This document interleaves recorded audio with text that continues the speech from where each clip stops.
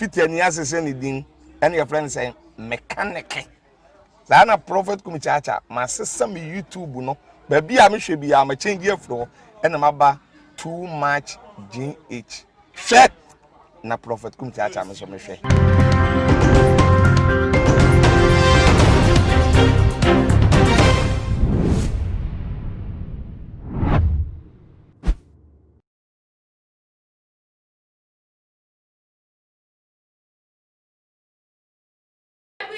for me, my Obibia, Aquaba, the Batuma GH, Munia Bam, soon for Mexico, and I'm thinking it's a ever soon. And rather, young tea as Sempa, a Coba say a year ex-president. Just a Ghana, honey, one of the bravest president, I will come be. Actually, when a castle, and I'm 2 now, no baby before control. Just a Coba, so be a shock. I will mind with it's an independent, that's a yes, papa. Obe free Moses and Rena, and no quadan China, you will one a year about you will be a friend in me. Our free voter region, or free paga, what be PM, I will premises to walk.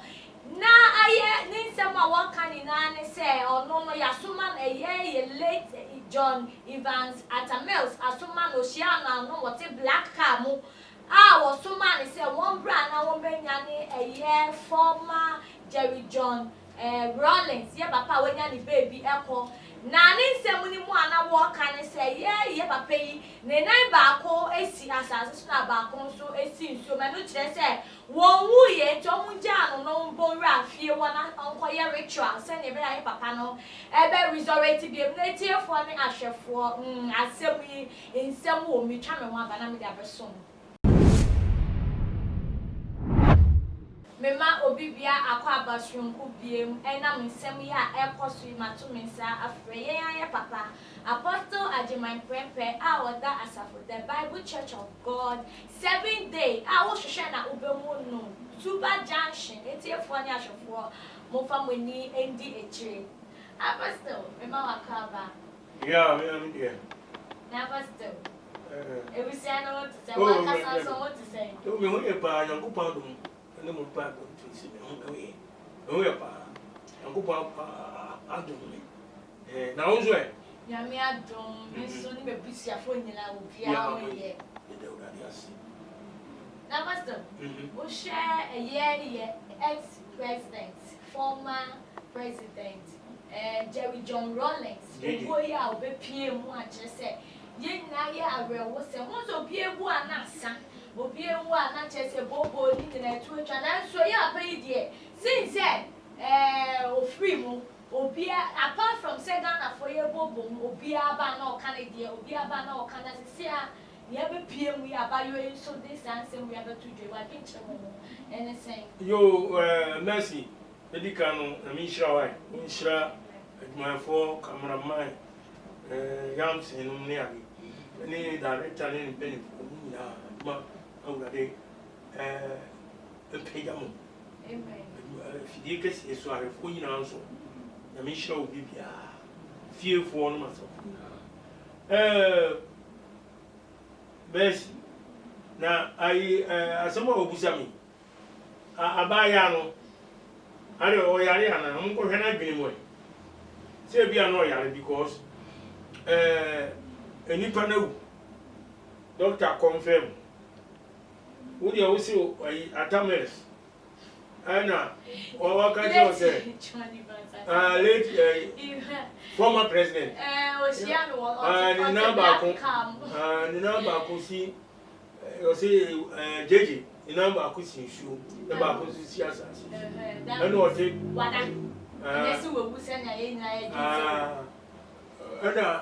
it black Kevin, and who will catch and say, yes, sir.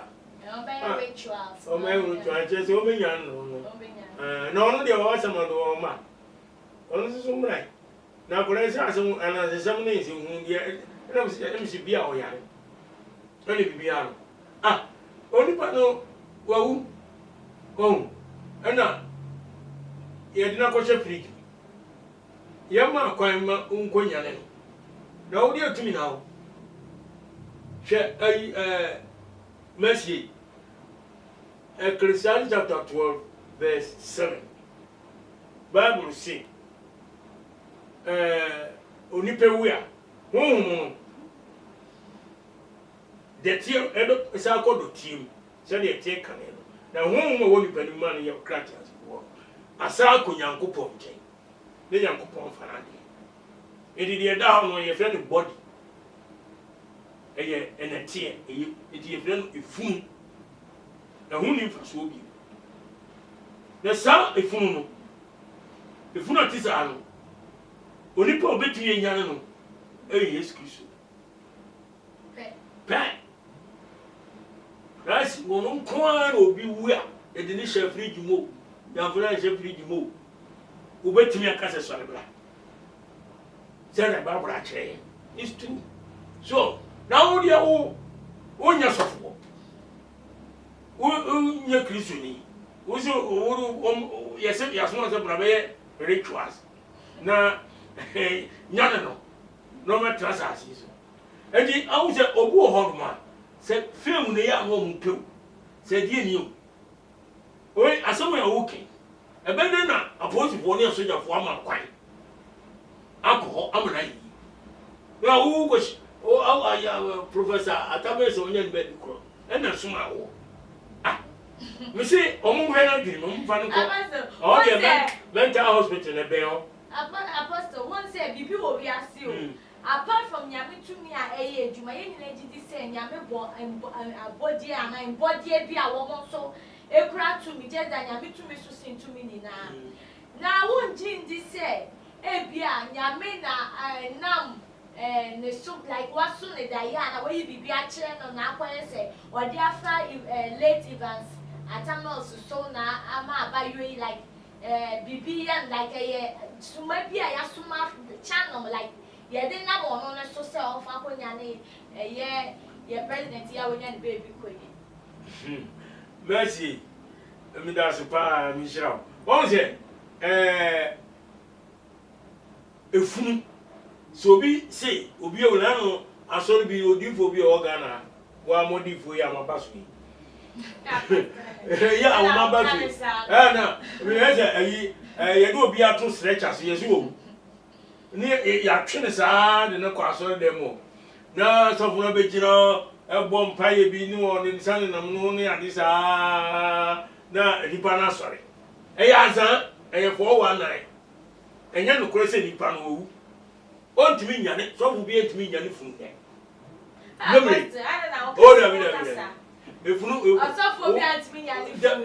o de na ya bi ya rie se osofo obi ewu no ani anka dipo bebre wo gan ka se ko bo nyane jeje ye beba wo se ne sikika ko idi apostle ti abura ne kan de oboa enya no kore enya ba ya no so ma hwe video no di I mean enta me ka se bia na dwenu mu ha no etu susu se bibi na possess na che se ha na adwen passion na nya efunu pa de se doctor declare so enya obi afu enya obi hu bi afu ai na ai omo pani da jeje urores obi fu ena wo atamere se abaya ne friend emefa free voter region ena o free voter aduru nkan o free voter apostle aduru and ya won wa ne say ya won wa say the whole assembly me say mama me nkiri mo me ntiase because asem no nse hunu ma me enti da say bi o ye possess and afem bi no penal ana be kan o tu sa na mo wo ye fem mu ze obo a ye wo bibi e fa no e friend so bi wu ase ensamankom bibi ensamankom ni bi na esin so okay ensamankom so e be sini pa so a nyese okonyane funu demo ase oni eyi samana no kasa ohun spirit sama spirit eje ni pa na wo wu da ono e na ono obo bibi betu afiri mu at o na otimi na kasa because Bible say de wawu no wo ye na tie no da ho na honhum Yakobon afara de ekoso na wa de ko Yakobon ho kwaje honhum be hie nipa no wɔn ɛde etumi wɔ ɛde esunsun na wɔ ne mu yɛ obetumi akɔgye gye spirit no back every Nyankopɔn sɛ tumi na ɛsoma ano no tumi no na ɔno ana atame so ɔno ɔnte asema so si ɔno ano se ɔmo pani ɛna soma ano sɛ ɛyɛ former JJ Rollins ɔno no wonye wuye like owo na ye Ghana for ya bo no ya ka so owu no enye owo ye nda sanga sanga o tumi ka se bi kura Nyankopɔn ena yi a kire no se omra na o menyane no a ko di Nyankopɔn di kura ne kan se mu na ka ne no ye bobo break kakra na bi adwen ho na ga se bi ampen ko mama no kwa akwan akɔ no ma na ga awe fine but who can was more okay Nyankopɔn edin say oh come here say atames 2012 no ha no we ai 2012 say 8 years 8 years ni wo so wono no asoma wono dey atumi no wono so adan nete eno ya sie no o shawo adan nete na honhom wono so honhom ko Nyankopɔn nkyɛn na wo asem wo dey wo bɛka me say yɛ nkwara asem ani anansesem wo pepe mo no ano aka no Apostle to real mama abayo ya nkomo mama na kwenye unji ndi say ya hwe ya de like akwenye yo mama fama abayo ya nko ye no pesa oye ni la nya ne ilete ya ma ye former president ama ye unji ndi say aha adwen Messi aha adwen say je de kura so abe wona ne braso ya mi na afa nko Awurade kan say bi o Deuteronomy 32:29 oh 32:39 me ba cho tieni Awurade no ho Nyankopɔn de wono ade nyina sotumfo no so 32:39 o se ave mu se miara me ni Onyankopɔn no nyame biara enka me ho me na me kum me na me mankwa me na pira me na me sa e de obetumi agye afiri mi nsam eni ho o se me na me kum me na me mankwa de nyame na akum do ta mo so no matter how you are nyame ba be fo wo di ase owuo no ba de nyame ba resuma owuo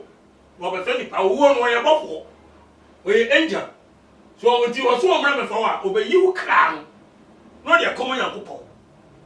nti na nipadua no yes body efunu asai na o se ekotwetwe so just here na o se ekoko eto ade ntwetwe because the here o nipadua no mu Nyankopɔn fana de ene edi ti a ye kase ene obi a de ti wiase se wo mu a wo betutumika wo nante wo begren wo say wo ko be didi ada asore ay actions bia ene onipa class that is the soul sana bo fun kan no boa soul no ye nyame na di good dem oyi na de a wo ye nipa bi enta yes o ma entertain no da bi enta ti entertain no o entertain sa aba oba wo ya ide oh na jeje me ka say o abre 73 years isa sinsa ene ono adwuma be ye nkan ha enye duma ketwa na pastor mami chipping adenti na obi agu a eye yawo na edi wo ho na atu atwa so we die eye former president JJ Rollins ono nko ade ni wo pe na yasoma obi se obra no benya ne no adenti na sa ogu we die ho won semsa say on say oyi JJ no oyi onipa bi a Ghana hawagidi ewiase kura no wagidi so because omampani bia de wo diri wo wiase ena Ghana no he was the longest president in Ghana over 20 years in Ghana said 20 years so tias here and the ono no that oye popular the history na chese JJ no na oye popular oye action man oye obia the kukodu obedi o mensu bebre wa ye bibi bebre amaga na so enti ono odin tini pamama ho enti oye oni pamama oh enti oni pamama bi anso no ye na so wu a na abonsamfo no pese ye di ni funu ye bibi me kai ayi Moses o wuye no woni de e course Jude they ka wa tell me what Jude na o ai emla Moses wu say pe na oha Satan eba Jude verse 9 no na so obofo pani ma kene obonsam di apere kasa Mose emu no when sin bu se obeka asamboni abu mu atai na emu okan se awurade nka wani bon seza bonsam eni Yakobon bofo edi apere o Mose efunu ena Michael kan bonsam ani eni odan no koy ko obonsam be pe Moses efunu no akoye ni Yankomade sa unza ko bebre di petit trubia ya na bonsam ani wo ya o be rituals we se ya hria ebinum edi gege funu no ebetumi di ayi bibi emu wo munya kwanya amu de emu ni be yes na se na phone jama wo oni petit trubia no sanity onje Mose di on se si ko woni Michael struggle ana te se Michael so di nyame bofo nti o power enti akoba se odi mu ni nti no oye ni party chiro ni nti enti na nsem bobo bonga wonu kra chi no fufuro so be sa be basa ngofo bebre be nka konfo bebem wonu be asofo bi bebem mu ni ade nsem asofo ne ka wa kai me wo ka wo nsem se na nsem ntem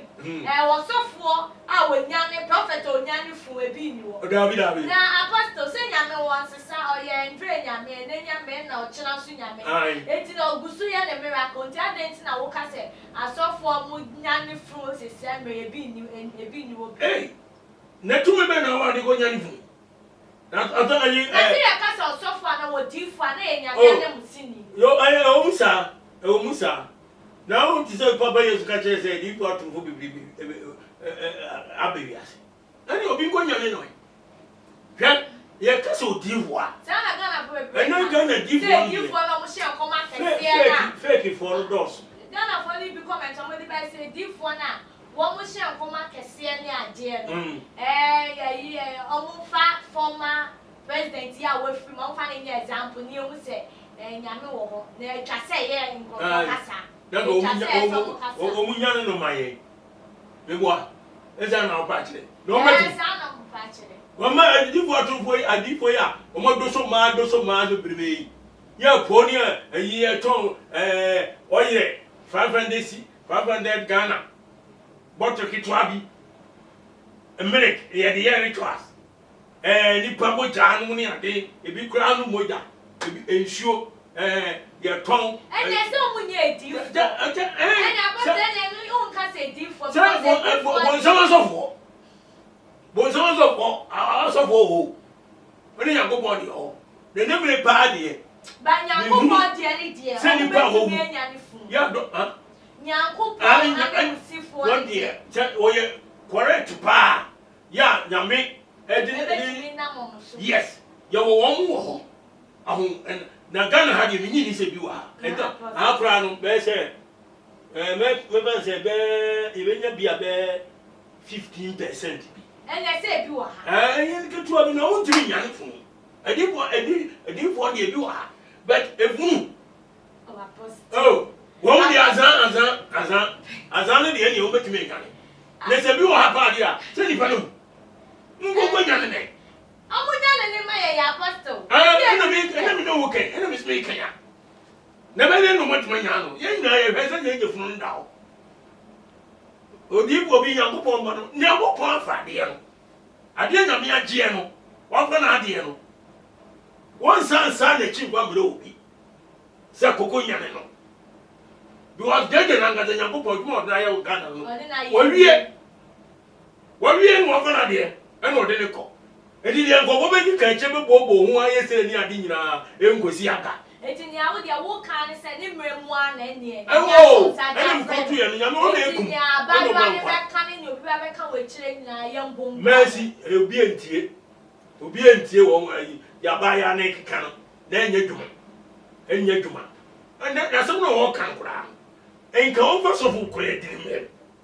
na nya osofo ya na wo so wo na wo say o professor Tamis onu dan baby a wo dwen no Abazo. O de kasi e to asa e mere ne continue with the final words e ma ti amaye. Any a deep for me say bi wo wo betumi enya ne papa ya amaye ya na ne. Mezi o say so bi wa na sire keke. Oh say wa some akode ya beken. We yenya nkwara tika. E na soja fo na police any omamu pen wo yam pen so ma girl nko o di ase e bia wo beye nkonya bi wo fun no nko ta di fun e ye ni ma oh ti je so di beye na die wo be so di ye na die me de san me hu so di ase enti